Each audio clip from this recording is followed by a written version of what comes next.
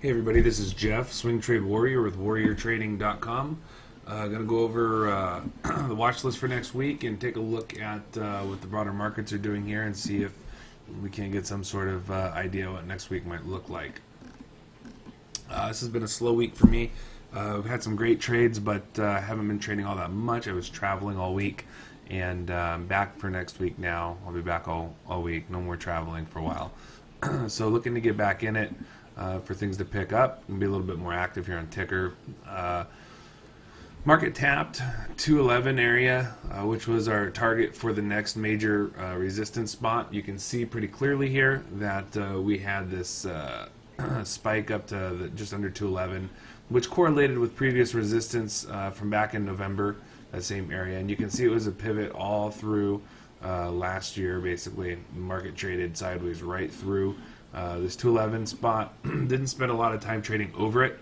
If we do get over this 211 spot, I suspect we'll be moving back towards the highs here. Market's in a pretty bullish pattern right now. Definitely bullish on the S&P. If you take a look from the move up off the bottom, we've been blasting through moving averages, blasting through all these resistance lines here. We test them a couple times, we'll sell off, and then we'll pop up, and we'll test the next one, and we'll sell off, and pop up, and test the next one. So that's what the pattern is right now. Currently, we've tested the 211 spot, we've sold off, and we're consolidating here along 208 support, which was previous resistance. And I suspect this 208 area will hold up, unless there's a slew of bad earnings or something in the broader markets or in the macro economic world that pushes us back down. I suspect we test this 211 spot and we break out and we'll move to the 213 area. So that'll be the target for next week, somewhere in the 213 spot on the S&P. Very healthy pattern here, even though it is very steep. The market has moved here only about 16%, I guess, since the lows, so not a big deal. But definitely looking to continue this pattern. There's really no indication that we're going to see something else. So for right now, short term we'll maintain a long bias, but like always, we'll have short opportunities, or we'll have trade opportunities for both directions ready to go on demand. Only a few names hit the scanner that I liked for next week. We'll take a look at those. Oh, Junior Trader, what's up? How are you? Taking a look at ADMS, ADMS Pharmaceuticals. This hit the scanner. Let's see, this thing popped up about 4.15% today, and it tapped a pretty significant resistance area here, just about $19 or so. Let's see if I can make that better. We have, again, another move up off the bottom here, very sharp recovery with the broader market, same similar pattern. You're going to find most stocks are going to tend to track what the broader markets are doing, unless there's some sort of independent catalyst that's going to fuel directional movement for them. So that's kind of what we're seeing here. We're just looking for the best of the best patterns, and we definitely have a nice setup here. This thing's testing this $19 area. You can see it tried it a few times here before consolidating, selling off and consolidating along the 200 moving average. 200 moving average is this yellow line. When a stock crosses above its moving averages, it's considered a bullish trend indication. When it crosses below, it can be considered bearish. Also, when moving averages cross one another, the shorter term moving average crosses up over a longer term moving average, like we have here. This purple line is the 20, this white line is the 50 EMA. When the purple crossed over the 50, this was a very bullish signal, so we're about to see a 20 cross over the 200 here soon, and so I like this setup. If the market remains strong and wants to move higher, I like this for long over $19. Okay, why $19? Again, significant resistance in here. Back here, it acted as a pivot area. When the stock popped up here, it sold off and it put in a little double bottom right along 19 before breaking down. And then you can see even back further that 19 was in play as a pivot for some of these areas here. And more importantly, as we go further back, we're going to see this area just above it, the 1972, is also in play. And we can see on these days where this the price action was significant. We tested that 1970 spot a couple times here, and we definitely tested it in here as a top for this whole period. And this looks like middle of 2014. So that'll be our first target on the trade. If we can break through this area, then we'll just keep doing the same thing, looking for the next logical area. This ATR on the stock is only about $1.03, and it is a relatively low volume stock, so keep that in mind. It does have a decent ATR, but it only trades with a couple hundred thousand today, 288,000 shares. So the relative volume is increasing, which is what we want to see. We want to see buyers come in as price action moves towards this resistance spot, because this will be the breakout spot, and then that's where we're going to look to get in. So like I said, first day of the trade, we'll look to hit 1970s or so, and then the next day of the trade, we're going to look to come in under 21 somewhere, probably in this 2060 area, which is going to correlate with a top from back here in 2015, and also a brief support area earlier this year. So that's going to be our target, our second target after the 1970s. And that is ADMS. Excuse me, something in my eye. All right. And the next one is going to be WETF, is Wisdom Tree Investments. I've traded this name a few times in the past. What I like about this name is the liquidity. As far as financial stocks go, it's actually not a bad company to trade. They have a fairly clean price action for the most part, and the ATR is only 60 cents at the moment, so it's not super volatile. It's going to track the market as well. Again, big double bottom here with the S&P, nice move up. So what do we have here? We have a move up off the bottom at 10 bucks here. We have this big sharp move. Then we have this flagging period, right? This big flag pull up. Then this consolidation here, and now we're popping back up. We moved right through the 20 and the 50 moving average, and now we pulled back to the moving average as support. So previous resistance here became support, and now we're breaking out over this 1230 area. Friday, we saw price action tap just under 13 bucks, which happens to be the next area of logical resistance. Why is the $13 area significant? Well, because it's a whole number, and we know that whole numbers and half dollars and whole dollars have a lot of psychological significance, because a lot of traders, a lot of retail and experienced retail traders will put their stops there. Market makers know this, and so we know that there's a lot of volatility around those particular areas. So we saw price action test that today. It was also kind of a support area or resistance area earlier in March, and then once again you can see we tested it almost to the penny here on January, some point in January here, the 22nd. So we know that this area has been a struggle to get over and hold. We can see here that we tested it briefly back in March, and we failed and sold off back to our double bottom lows. So we're going to look to get back in this year, break over $13.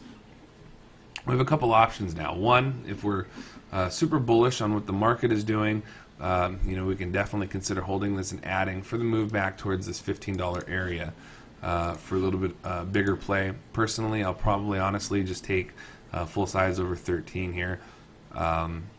And I'll look to be out on the move through 1385. And then if we have clean price action and I have a little piece left, then I'll start scaling out on the move to 1480s, 1484, 15 bucks here. You can see that's a big bottom, big pivot area for this particular stock. Bounced off of it once or twice, and then finally bounced off it again, and then broke down. And it's also where the 200 moving averages. So we can expect $15 to be a significant area to get through. And I'm looking for the move over 13. First target, like I said, realistically will be the 1380 area. Why 1380 is again? 1380 is again because it's resistance short term here, and it's also support here. So we see that previous support from back in December of 2015 has played a role or 2014, excuse me, December of 2014. We see that support area has played a role in March of 2016. So previous support has become resistance.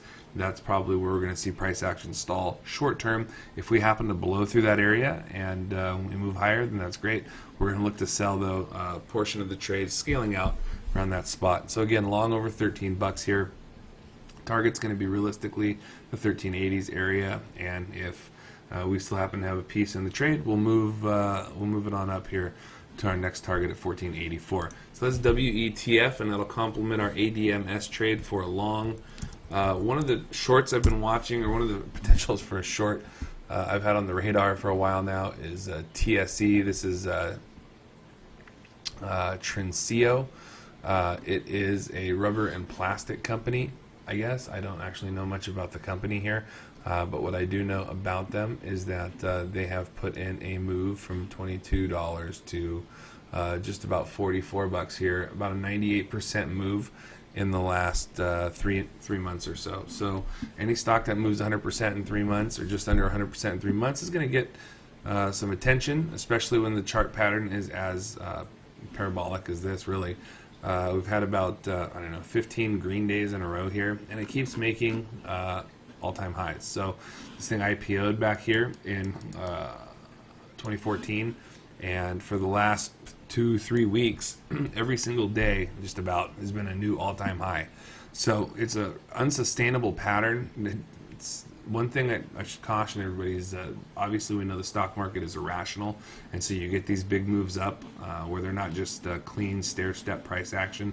You get these big, sharp, just irrational moves to the upside, but that doesn't mean that it can't keep going and do something even more irrational. So we're going to wait for a proper entry indicator, and we're going to look to short this back to reality.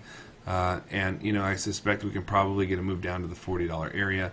Why do I think $40? Just because if you look at the chart at the $40 area, you'll see a ton of little candles testing right there on that spot, more or less. It's going to be $40. You see it as a support here for a couple days, was resistance for a couple days before finally breaking out. Why was the $40 area significant? I don't know, because there's no history here for the rest of the chart, right? So it's probably because it's that big whole round number. It's not 32 or 34.50. It's $40. So I can imagine that there's probably that played some role in why it didn't break through so cleanly. But now that it has, this thing could easily go back up, continue on up to 50, or more likely, we'll probably take a breather here and look for a pullback to this $40 area. And so that's what we're going to do. We're going to look to capture some of that move. You can see on Friday, this candle closes a doji here. Shows indecision between buyers and sellers. It did make new highs. The high of the day was 43.92, just under 40. Excuse me, just under 44. So we'll look to short this here on a starter size, just a half size entry, maybe 500, 750 shares. Look to take short under the $43 area. Okay, so we'll look to start our position here, and then we're going to add to our position probably underneath the lows here, which is 42.86. So we'll take a short under $43. We'll add to it once we break under 42.86. What I'm looking for here is I want to see new candle lows being made. I don't want to see candle over candle pattern any longer. If we want to play this for a pullback, for a reversal, we need to see the trend showing some indication of reversing.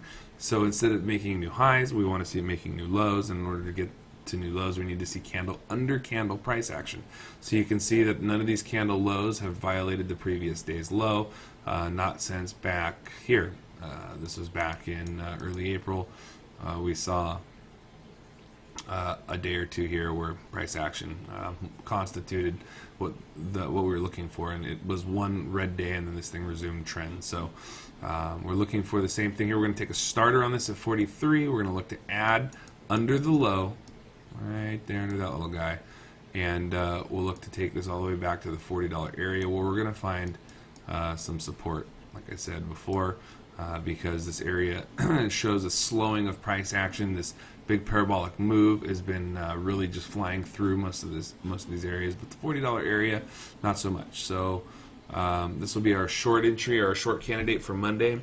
I looked through the earnings list, and I've been crushing earnings trades with the iron condors for the most part, trading some of the liquid options, looking to capitalize on that volatility crush. I did take a loss, small loss on Microsoft today. It was an exceptionally large move, well outside of what the market makers implied move was, and so that's fine. That was our second loss on an iron condor earnings trade out of about 12, I think 12 or 13. So it's well over 85-90% accuracy. So more than enough cushion. and we're going to keep rolling profits over. Next week is loaded with earnings. Apple kicks off Tuesday after the close. I mean, we have literally everything. Twitter's on Tuesday, all the tech names, literally hundreds of names. LinkedIn comes up this Thursday, and so going to be pretty active next week with, like I said, the iron condors, but only for the stocks that make sense. We're looking for liquid options trading stocks with unusually high implied volatility. Now, keep in mind, implied volatility is going to be high during an earnings cycle, anyways. But we're looking for maybe volatility that's unusually high for this time when compared to its historical volatility for the same time in previous quarters. We're looking for something that would indicate a more potential for a more volatile move. We're going to get a little bit bigger credit when we're putting on an iron condor, and if we can get a bigger credit, then we can usually do a little bit bigger spread on the condor itself, and look to increase our probability of success. So these trades are not about huge rewards. They're about high probability of success. I trade in, for these particular trades, I trade in the massive winners. If I'm looking to capitalize on options and get a 200% win, I'll do a vertical spread or even just an outright put or a call. But for iron condors, for earnings, because they do have such a predictable behavior, if you do it right, you can have a 85 to 90% success rate. And the only trade-off is you're not going to see those 200-300% winners, because we're only looking for 30 to 50% returns on our options trades. But only 30 to 50%. Like, who's going to be mad about 30 to 50% returns? Nobody. Not if they take this seriously. So that's the goal. But there's nothing on Monday. Nothing of interest. I see. I don't see anything. Sempra, there's a couple bios that have earnings, but I'm not really interested in any of those because they're not liquid in options enough. So we'll get underway Tuesday, Wednesday, Thursday are going to be super active. So tune back in for more on our iron condor setups going forward next week. If you guys have any questions, as always, when you're watching this on a recording, feel free to email me, jeff@warriortrading.com. Always happy to answer your questions. And other than that, I hope everybody has a great weekend, and be safe. We'll see you later.